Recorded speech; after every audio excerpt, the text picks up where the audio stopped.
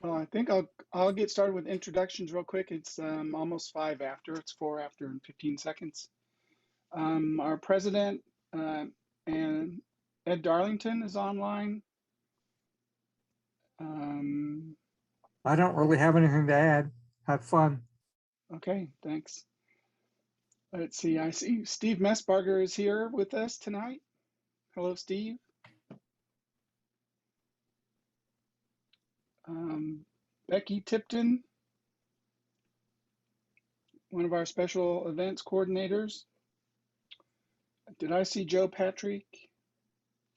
She's on. I'm here. Great. Hi, Joe. And that's about all that I can tell.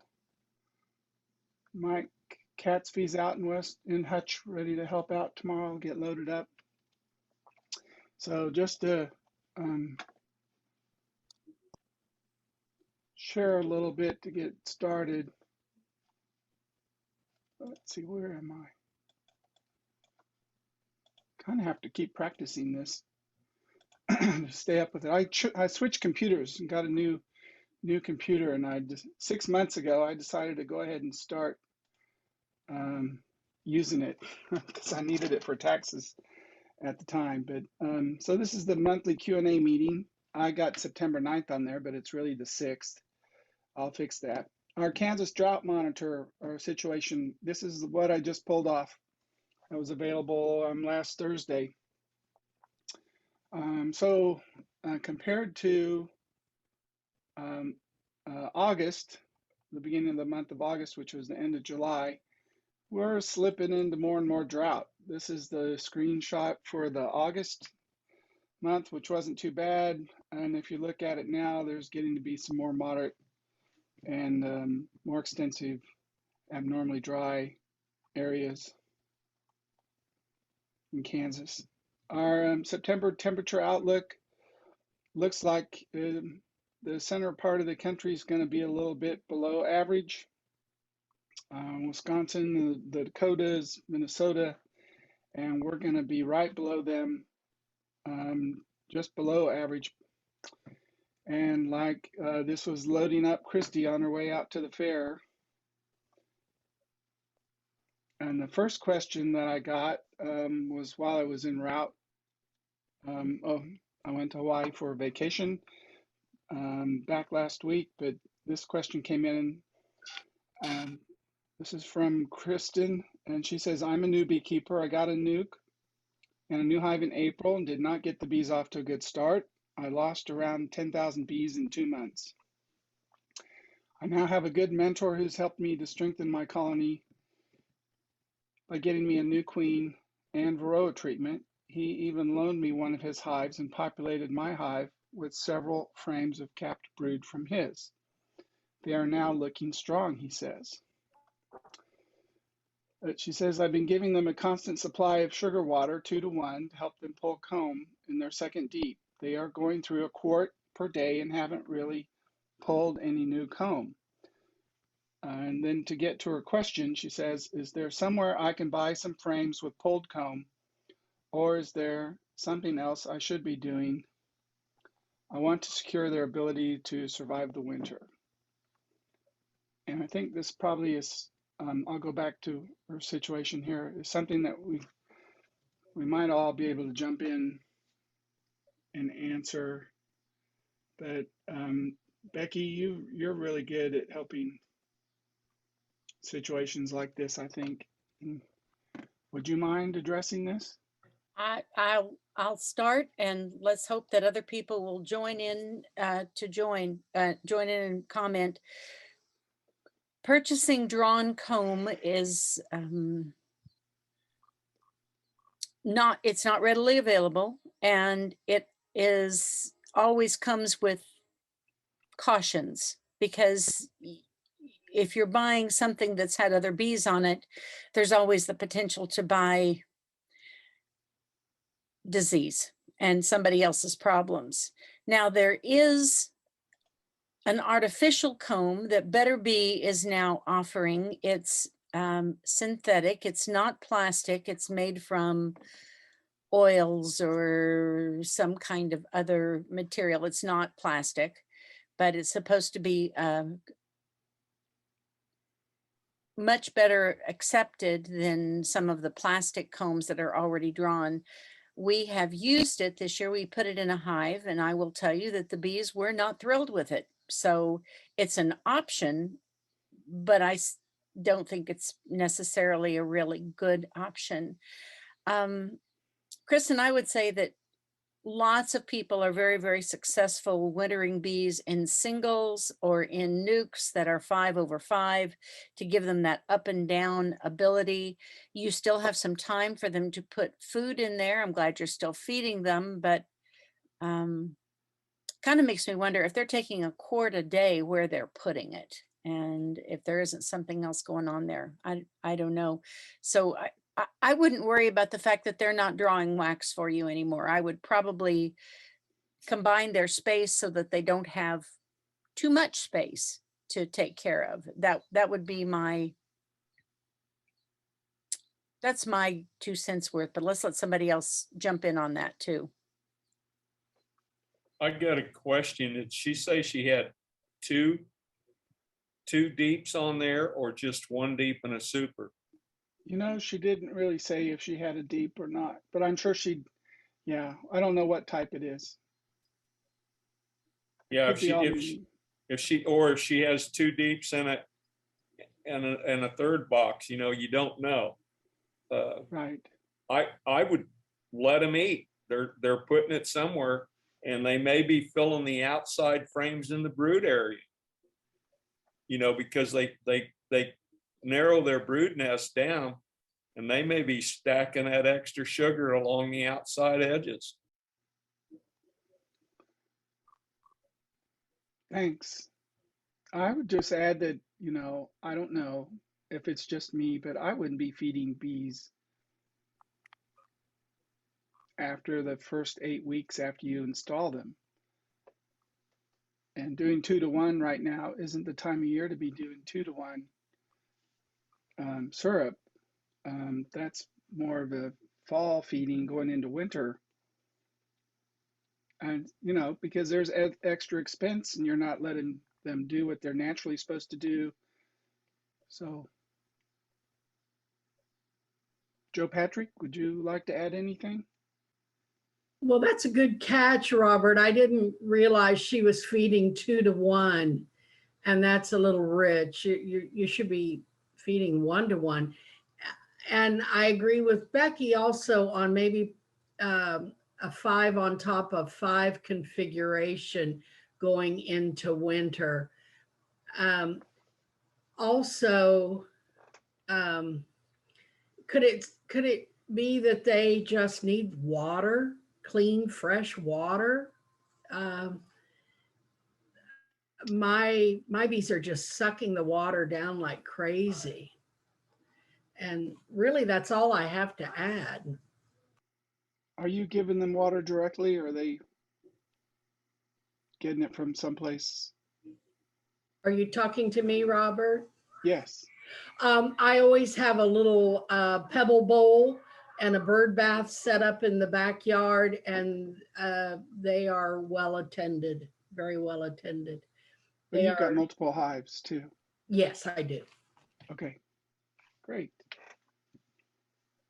There's a question related in the chat asking if the bees could be robbing the sugar water, and depending upon the kind of feeder that's being used, that is a possibility. That is it. I don't know. There's a lot of questions. Kristen was on here. I'd ask her to inform us. Let us know what's going on, because I have more questions than I have answers. Michael Catsby is making the comment, are they just using a quart a day, or if you feed them a gallon? And so, yeah, if something else is happening to it, you can only feed them so much, especially a thick syrup. They don't have all that room, and if they don't have all the comb drawn out.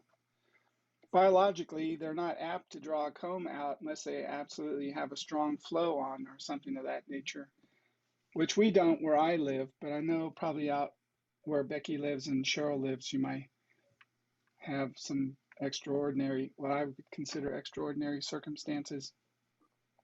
And they may draw, be drawing some comb, but they're not going to be drawing it like they would in April, May, or early July or June. That's a lot of, there must be a lot of bees in that hive if they're taking a quart in a day. Yeah. Well, where are they putting it? So that's all the written questions I have. We've got a few that are in the chat, so I'll stop the screen share and we'll go to the chat. Hey, Cheryl. Hi. So thank you for getting the newsletter out. Oh, you're welcome. Everybody who got it by email. It's a great newsletter this month. Really nice job, Cheryl. Looks good. And the pictures that came with that you always include for the emails. Oh my gosh, there's some beautiful pictures. Anybody who has pictures, please send them my way. I'll try to use everybody's. So the first question is from Bill Warrens in the chat. Is Apivar a good mite treatment? And does unused Apivar need to be refrigerated? I haven't used Apivar in a long time. Anybody current that would like to chime in? Is Apivar a good mite treatment? Was it a good one last year? Bill, why are you asking? Julie and Cecil used it, I think, last year and had very poor results with it. I don't know. Well, there's Apigard and there's Apivar, isn't there? There's two very closely called mite treatments. I bought Apivar, and I don't know if it's worth using or if I should use oxalic acid and dribble that into the hives. So one thing, as a beekeeper, I think it's important you know what the active ingredient is, and that will help you keep your mindset on what's the difference between this and that. So what's the active ingredient in Apivar? I have no idea. I'm not the kind of beekeeper who pays attention to stuff like that. I just buy it and use it. And when you guys tell me it's good, then I just trust it's good. If you say, I'll tell you one thing, HopGuard sure doesn't do much. Which one? Well, there are three of them. Well, I used one last year. I swear I could have just thrown dirt in there and it would have been the same thing. So and which one was it last year? I don't remember. I don't know. I don't know that I'm that uncharacteristic of many hobby beekeepers. I only have 2 hives. And I thought I was going to, improve by getting this mite treatment. And my hives are fairly strong right now, and I want them to go into winter. I'm not taking any honey off of them. I didn't even put any supers on them. I consolidated 4 hives to 2. So I can see right now that Apivar may not be it's not getting a hand clap. So I don't know. Maybe I'll just use oxalic acid and use that and dribble that in there. Well, if you measure your mites and you use it and then measure when you're done with the application, you see what the difference is and see if it worked. Yeah, when I did the Potter test, I've got it written down somewhere, but a long time ago, I didn't have any mites. I had 1 mite in one hive and none in the other. I had somebody come out and show me how to do one of the hives with the dribble method, and so I wasn't expecting I'd have much mite in that one. So, I can see that it may not be a very popular mite treatment then, Apivar, but it's listed as 95% effective. Mm-hmm. Well, that's great. And since I used oxalic acid before, I thought maybe I would switch to that just to, change up, and I might still do it, but I don't know. That stuff's expensive. So Have you ever looked at the Honeybee Health Coalition publication? Uh, Maybe. after having commented like I have, I suspect you know the answer. Well, No. I will, let me tell you, the Honeybee Health Coalition is probably the best resource for mite treatments. And they have HopGuard and they have Apivar and they have all of them listed that you can use. And for each chemical, it'll say, this is the good part, this is the bad part, and this is when you should use it. You should use it when your population's growing. You should use it when your population's decreasing.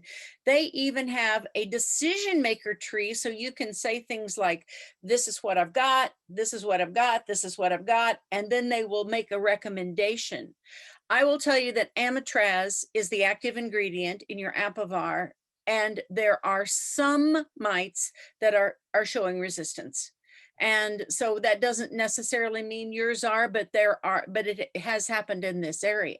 So it is a caution. And in the Honeybee Health Coalition, it says that, yes, when it's working, it's 95% effective, but it isn't always working. So it will give you the lists of the things that you can try and the ones that will be most successful.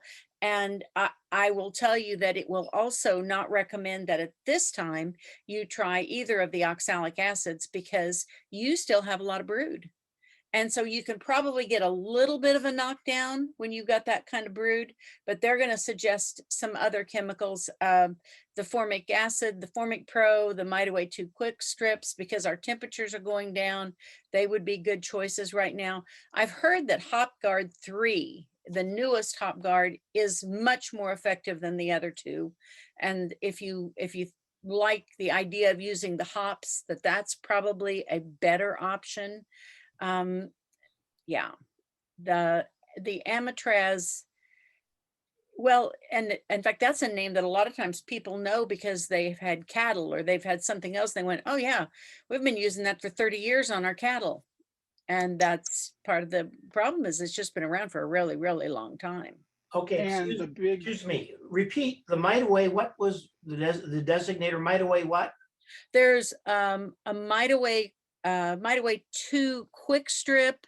There's also, by the same company, Formic Pro. They're both formic acids. They're both considered softer chemicals, and those are both truly Honeybee Health Coalition. They are the bomb. Well, I appreciate that. Thank you very much. Well, that's I hope it helps. And you know what? If you get stumped, email one of us. We'll help you out. All right. Okay. Thank you for that. I appreciate it, the advice. And when you have unused ApiGuard or Avipar, whatever the heck I got, does it have to be refrigerated, or can it just be in the package over the winter, or what do you have to do? I don't know. Okay. I'd have to. Okay. I don't know. It probably says on the package. I didn't read it'll say on the package. Yeah. Okay. All right. Well, listen. Thank you. Thank you. Yeah, I've heard good things about HopGuard 3 this year too. All right. Well, I can get any one of them. I'll just a phone call away. They're all costly, and it's all, again. You might notice that I don't make any money on my honeybees, but I don't think anybody had more cucumbers or vine crops than I did in my garden. I'll tell you, they were terrific, and that's the only benefit that I want out of my honeybees is they pollinate. So good. There is a Well, link in the chat. There's a link in the chat to your Honeybee Health Coalition. If you see that. Down towards the bottom. Yeah. Okay, great. Let's see. Sienna Leon was saying probably in the regards to the sugar, could other bees robbing the sugar water? And that's possibility. Since she's not here, we really can't get more information at this time unless she's on and she can chime in. Kristen. Leo is saying, can you overfeed in the fall? Can you describe a honey-bound hive? I don't do any feeding until at least November. Anybody else do any feeding that would like to comment? So I You like to don't give even my have to- bees a chance. You don't even have to feed. If your bees don't have enough room and they get bound, they're not going to be happy, and they're going to either leave or they'll do something. But if they don't have any room to expand, you're in trouble, even though there might be a strong hive. So you can overdo it. Yeah, this is Neil. I think that's what happened to me last year. I was feeding them all through late October and November, and then I got into them later in the year. A real small cluster was all that was left. It was a huge hive. I think they just swarmed on me late in the fall. Okay. Yeah. Personally, I don't start to go checking to see who needs to be fed until the 1st of November, because I want to give them to do everything that they can possibly do on their own. But that's me. That's less work for me. Barbie Flick said she's having a hard time getting her mite count down in one of her hives. That 5 weeks ago, which would have been the 1st of August, she put in her first full dose of Apogard, and 3 weeks ago she put on the second dose, like she's supposed to. The numbers are still not down where she wants them. Can she put a third dose? She can't find anything on the internet about that, or should she just do OA vapor every 10 days until she's happy with the numbers? Cheryl, you have a lot of experience using Apogard. She's already asked me, Robert, so Okay. I'm thinking she's wanting some others to chime in. How about Nick? What do you use, Nick? I use Apogard. Great.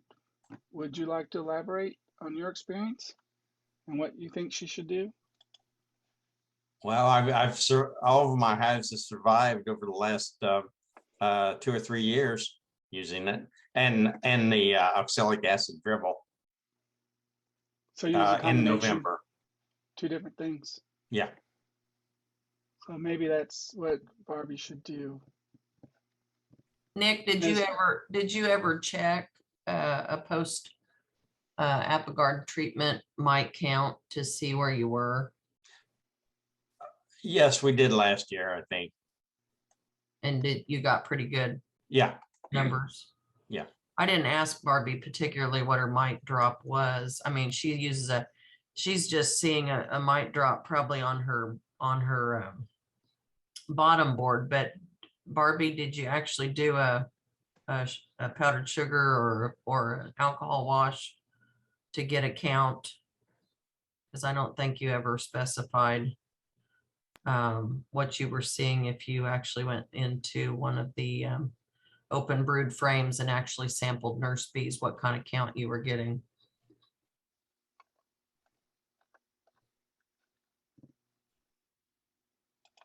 I still don't think the oxalic acid vapor would be that effective still this early if you have a lot of brood in the hive. I've been using Apogard for the last probably 4 years, 5 years. What I'm finding with Apogard is it evaporates too quick. I'm finding that that if you're doing 2 10-day treatments, you still got drones that could possibly be coming out still as mites. Sure. So this year I went with 3 7-day treatments. I'm hearing people do more than 2 treatments, maybe less. I think it calls for 50 mil on a normal, but I'm seeing people using less and doing it more. I think Matt That Branstad. makes sense at all. I mean, Yeah. I think Matt Branstad went to, which conference did he go to, Becky? And they were discussing EAS. smaller dosages, but over a more prolonged period of time, like 3 treatments like you were talking about, Steve. I've always used the full 50 gram dose and usually come in not at 2 weeks, but at 10 days. Usually I've had hives eat that stuff up within a day, 24 hours, strong hive when you first apply it. So hopefully they get it passed around, even though there's nothing left on the applicator pad that's up in the top. But I usually will come back in about 10 days to 2 weeks with the second treatment and then leave that second treatment on. But I mean, you know, they clean out that pad well before, like you said, well before, you know, even a 10-day to 2 week period. So, but the critical thing is that you're doing a fall cleanup in November. If I have people that just use 2 rounds of Apogard when they take their supers off and don't do any further treatment, their hives don't survive. You absolutely have to come in November and do a cleanup, whether it's an OA dribble or a sublimation, in my opinion. Well, I think like I Randy agree with says, you. you gotta knock them down in the spring before they get. I don't see anything in my drone brood in the spring, and I do 2 applications of Apogard, and I'm about finished with my Apogard. A lot of people are just now starting, but I am already on the tail end of all my applications. So lots of times I put it on even when we have 90-degree weather, and I just don't lose colonies in the winter. And I go in and sublimate in November. We certainly agree with Cheryl on that last treatment. We've done that late fall, November, December treatment of oxalic acid. We do dribble, not sublimation. We don't see mites in the spring. We haven't treated for mites in the spring, I bet, in 10 years. I mean, and we just don't see them. In fact, we don't see mites in our drone brood ever until mid-July. It'll be late. It'll almost be that time when I'm going like, oh, it's about time to treat again. And that's kind of where we're at. So I can't stress enough. I agree wholeheartedly that late fall treatment of oxalic acid is just critical to be successful. I think that's for sure. No matter which treatment you choose, I think that's a real critical piece. I think they talked about a 3rd or 4th Apogard treatment, but I think that was when you didn't use the full 50 gram dosage. I don't know, you know, whether she should try Hopguard, or I don't know, or if she should go with a 3rd, maybe half strength dose. I didn't know if Nick had ever done any additional other than the 2-dose regimen or not. I've never have.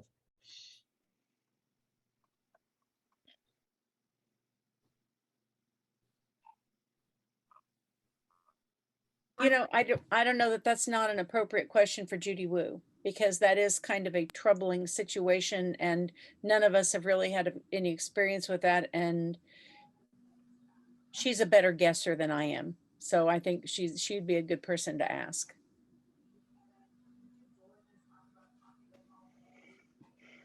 I really feel like I read in the last couple of weeks that last month, a 3rd treatment could be applied, but I almost hate to say that because I don't remember where I read it. So I really hate to say that, but it seems like that information is out there somewhere on Apogard. I've read it on the company's package, Joe, but when you look at, that could be, they were doing a half application on the Vita Health or whoever makes that on their question and answer, and Daydon has you know, reprinted that as well. But yeah, I tried to look again today for Barbie and didn't really find anything that I was comfortable.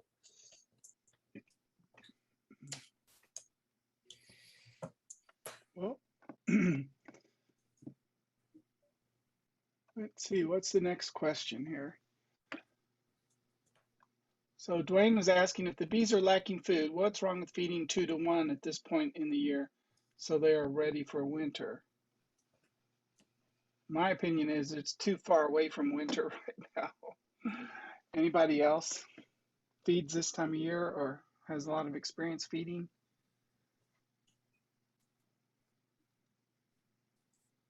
My question is, why are they light on food right now?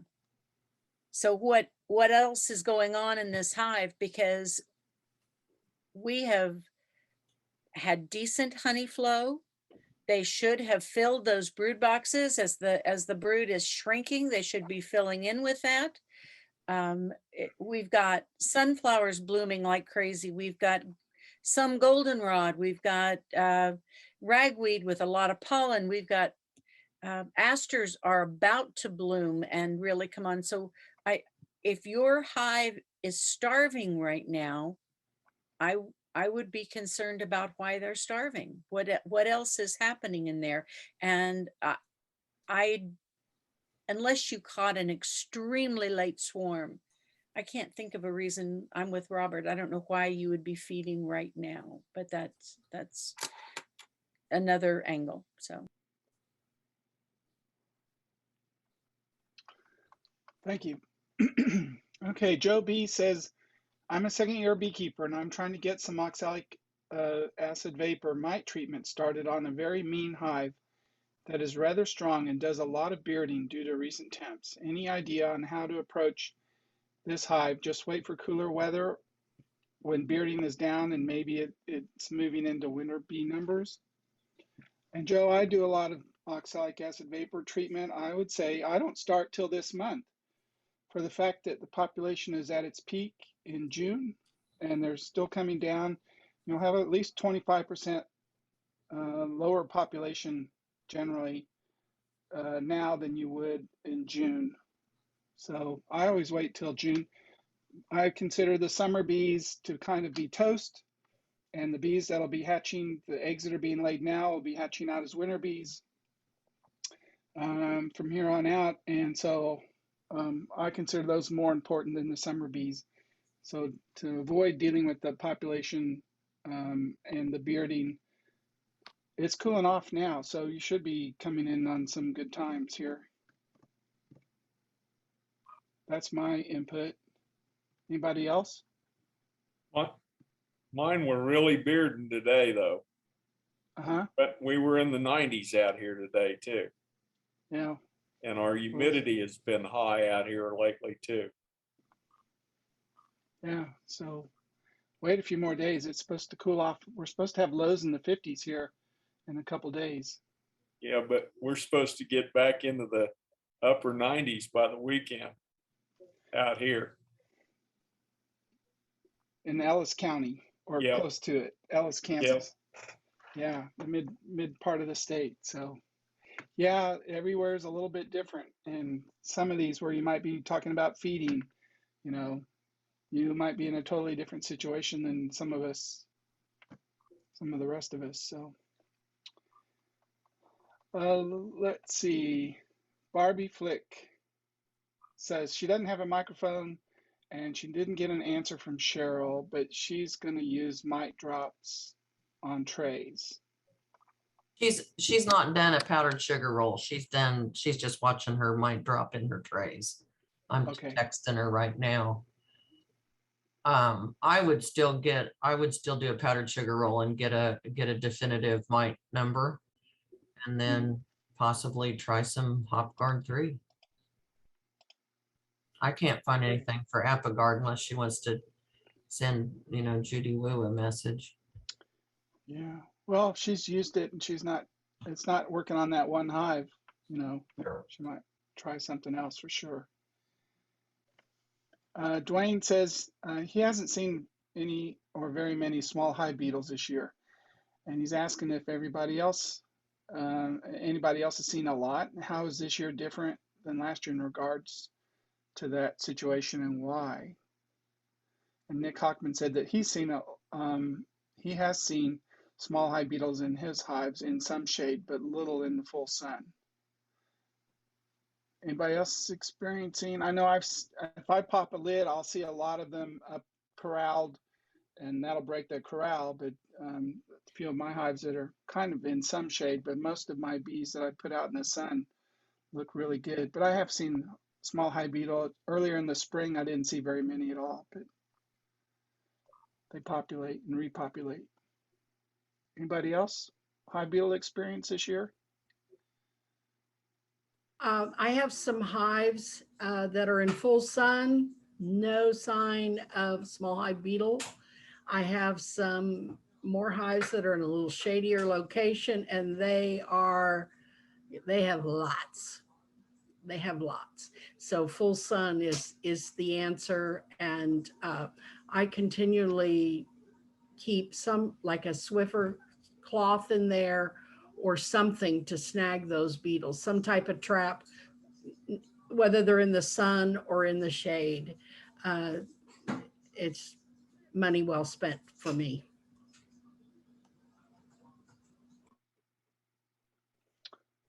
Thank you, Joe. Joe put a comment in a link. She's located a chart that shows the results of using 3 treatments of Apogard and using 25 grams each. That'd be like the half dose. That's what's on the Vita Health. But I think Barbie had already done 50 gram twice. Mm-hmm. So. Sienna Leone made a comment, lots of hive beetles in her traps.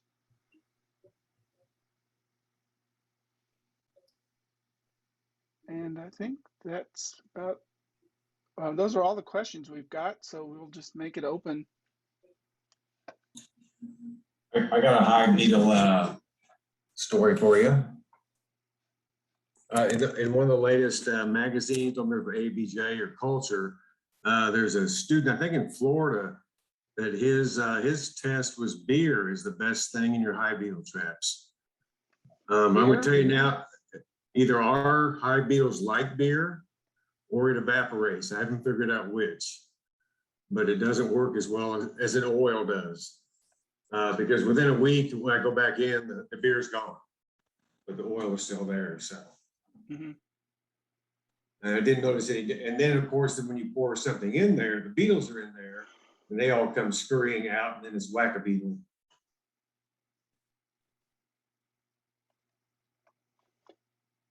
Well, I've taken a few supers off, and when I pop the lid, then I can see them on top of the inner cover. And then of course, I start whacking them, but that's just my experience this year. It hasn't been too bad. I haven't lost any. I've lost one colony, I believe, but you know, what happens is if the queen dies out, the population goes low, they can't protect the pollen, the beetles get to the pollen, that's protein, that's what stimulates them to lay eggs and reproduce. If the bees can keep them corralled, or if they're in the honey supers and they're only getting carbohydrates, that's not a stimulant for them. So that's what I know.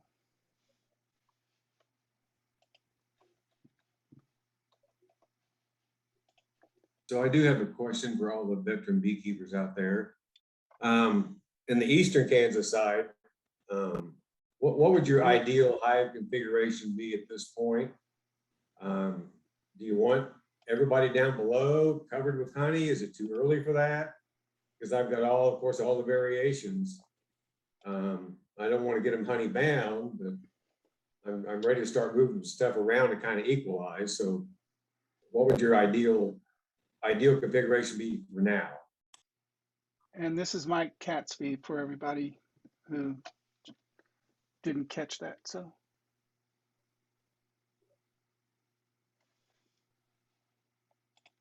Mike, what I would do is right now, this is my honey harvest time. I should be winding up, but I'm not. But I will be very soon. I like to pull everything, all the supers off by this time of year so that whatever the bees are bringing in, they will pack in that upper brood box, because I don't want to feed them come next month or November. But I will check on them to make sure I don't have to feed them. But I'd rather have them fill it up themselves, and that gives them the rest of September. I think in October, the sun is too weak. There might be a few things. Generally, it's only asters, but the stronger that we have the sun, the more they're going to produce a little nectar or pollen. I even saw bees the last couple of days that were on ragweed getting the pollen. So my goal is let them feed themselves, but I want to condense it down so and get as the population is going down, and I have to treat them for mites. I want them in the, the 2 double deeps at least. And I guess what I should have said, I actually pulled all my honey in mid-July, and I'm now finishing up my second Apogard treatment. So I'm past that. I'm thinking about doing it, some fall honey, but I'm more to giving it all to them because I don't want to haul feed, to Miami County, just like you. Yeah. Oh, well, since mites have come along, it's pretty much, get them treated for mites this time of year and forget about the rest of the honey, or pull what you've got and take that, but get them in the brood boxes and go from there. That's what I do.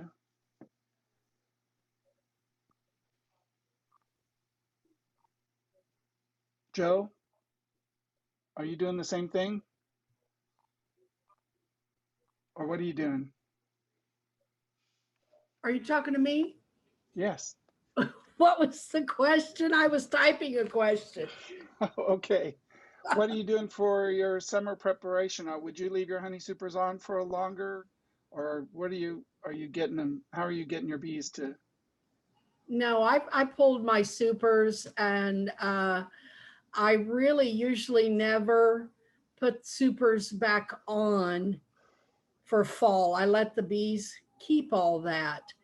And that kind of leads me to the question I was typing. I planted some buckwheat, and I thought that might be interesting to put a super or back on, and it just to see what they do with it and what it tastes like and so forth. I've never planted buckwheat before, and it germinated in 2 days. So I'm real excited. And mid-October, we had a hard freeze last year.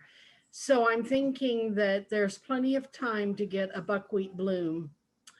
That isn't what you asked, is it? Kind of. Well, you're doing something that will kind of keep them going. Yeah, I planted it just for their food source, but I'm kind of curious, and I would like to taste it. I don't believe I've ever tasted buckwheat honey before.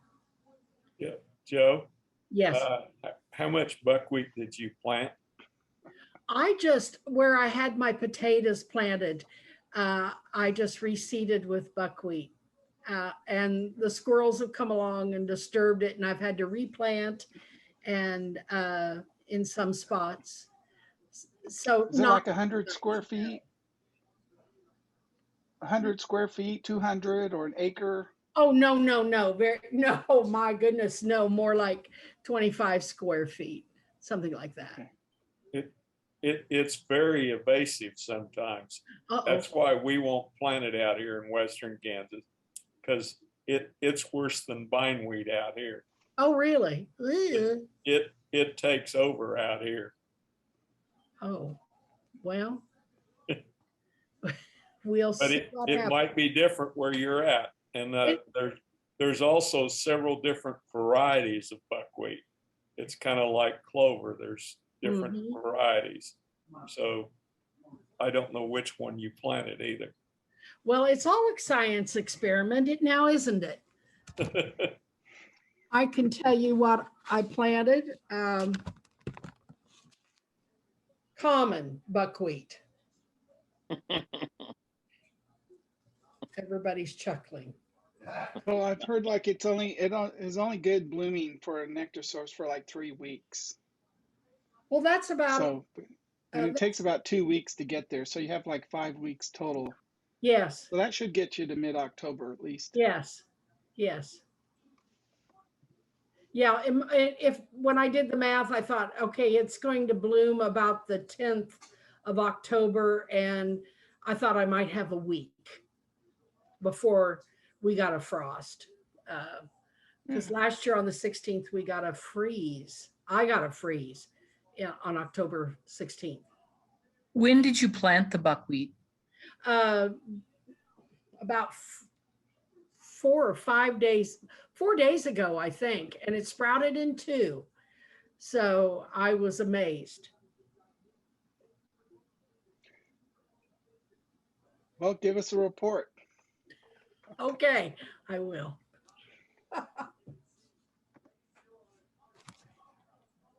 Great. So we've discovered that we have a gigantic patch of Japanese knotweed, which I researched and found out how invasive it is, and everything they recommend is kill it, kill it, kill it. Well, now that it's blooming, there are more pollinators on those than you could, I mean, flies, wasps, bees, everything. It's like, now what do I do? Do I keep this really invasive, awesome pollinator plant, or do I whack it back, or what do I do? So sometimes that's Yeah, let it go to seed. If you're Is gonna that at your spray it- house, Mike? Or yeah, in and Miami? unfortunately, it's a tuber that runs like lengthways, and it's so bad that it will sprout and come up through asphalt. Wow.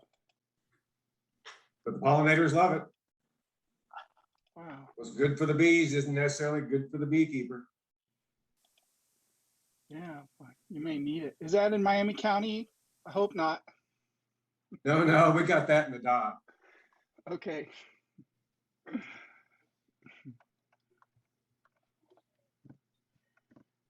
Great. Anybody else want to chime in or put a question in the chat box?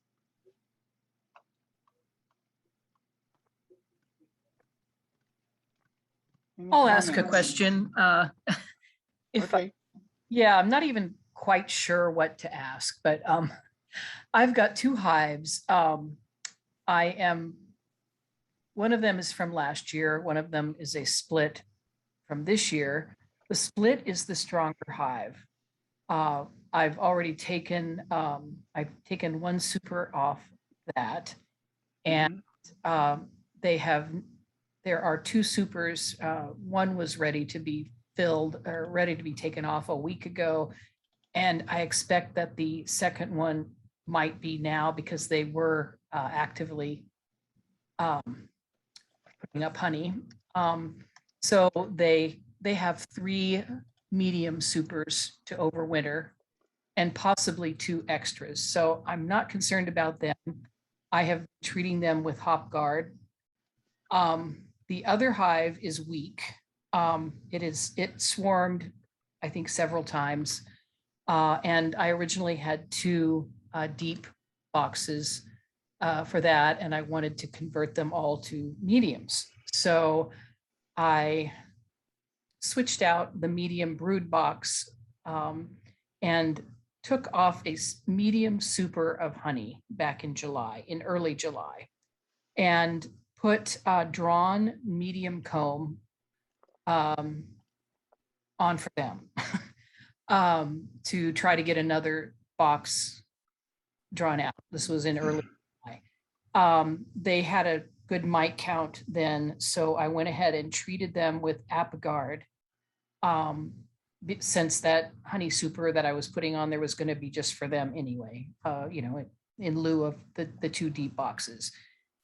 The strong hive has a huge population still. They use the upper entrances. They're just coming out of every opening on the hive. The weaker, it almost looks like there are no bees. Last week when I checked, there were a lot of bees in the super. They were putting honey up in their 3rd box. In the strong hive? No, in the weak hive. In the weak hive. Okay. Yeah. So I'm going to check them again, either tomorrow or Thursday. And when I heard the talk about adding a 3rd Apogard treatment, that interested me. I'm gonna do a mite check and see what I find out. They did have hatching brood a week ago in the top box as well. So, any general advice, I guess, about those? So for everybody, this is Sienna Leon, and you're in Lawrence. Your address is in Lawrence. Are you in the city or out in the country? The edge of town. Okay. The southwest or now south central corner. So, within a short, it's not very far to the Wakarusa River from where I'm at. They have all kinds of fields, like within half a mile.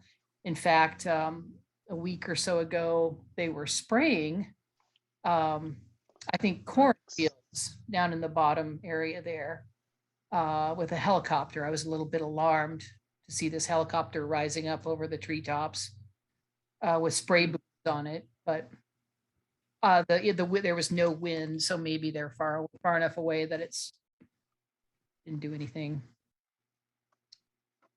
But yeah, I'm gonna check them for mites and see what I'm prepared if they haven't put up the third box of honey. They did have honey down in the two lower mediums. I'm prepared to take that's why I left the other one on the strong hive. I'm prepared to just put that honey super on for them for the winter. So sounds like a plan. Yeah, I don't know if there's something I'm missing or something I really should check for specifically. I didn't go all the way down through to see what the population, the brood population was, but it's full of bees when you open it. You just don't see much action at the entrance. And it might be just the difference in genetics between the one queen and the other queen. Mm-hmm. One's more lazy, it sounds like. Well, it's just that they both got requeened, but the weaker one, I don't, in a very short time, I just don't even know, but they made 13, I think, queen cells that I pulled out. And a couple of them, well, more than a couple were open and had, hatched. Mm-hmm.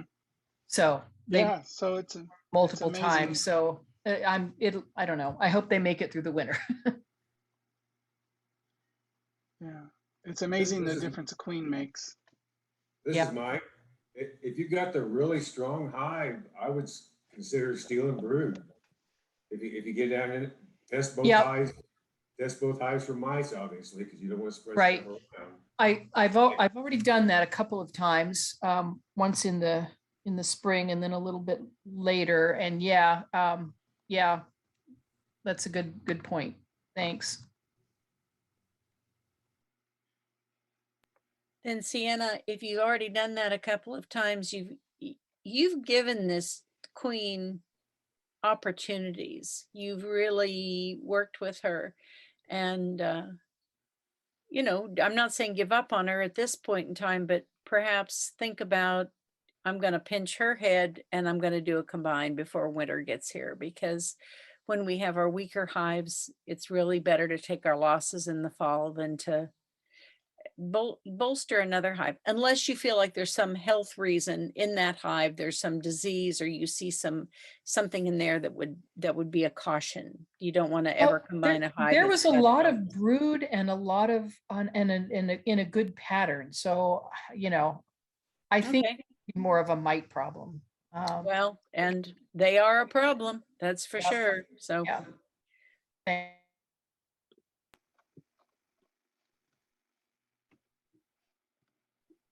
Great. Any other topics anybody would like to bring up?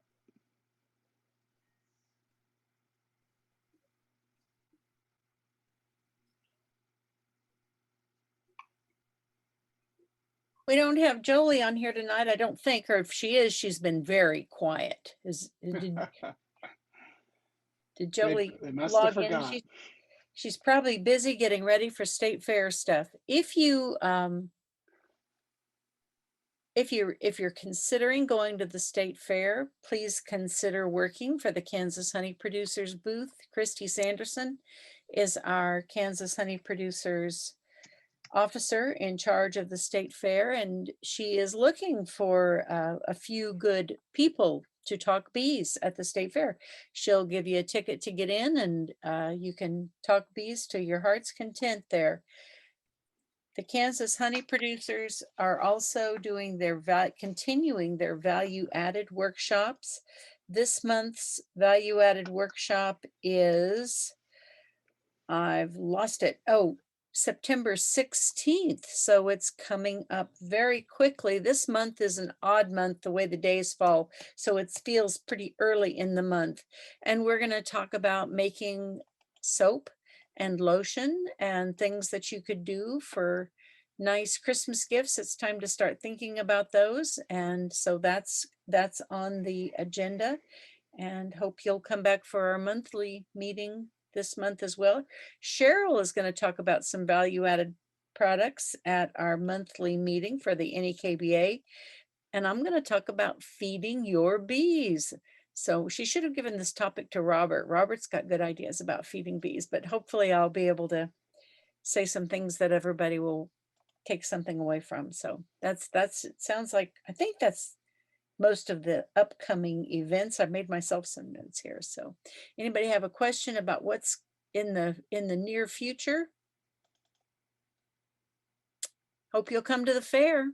The fair is didn't have it last year, thank you COVID, and this year I think they're trying to make up for lost time. It looks like a great program.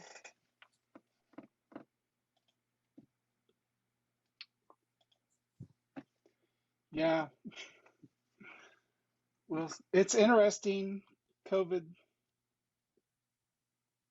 Now we've got the Lambda variant, the Delta variant, and I think I'm hearing that it's on the wane, could be, and then now we have the Mu variant that's in all but 3 states, MU. So Be careful at the state fair, folks. yes. Thank you. I intend to be masked. So very good. When is the next club meeting? Next club meeting is 2 weeks from tonight on the 20th.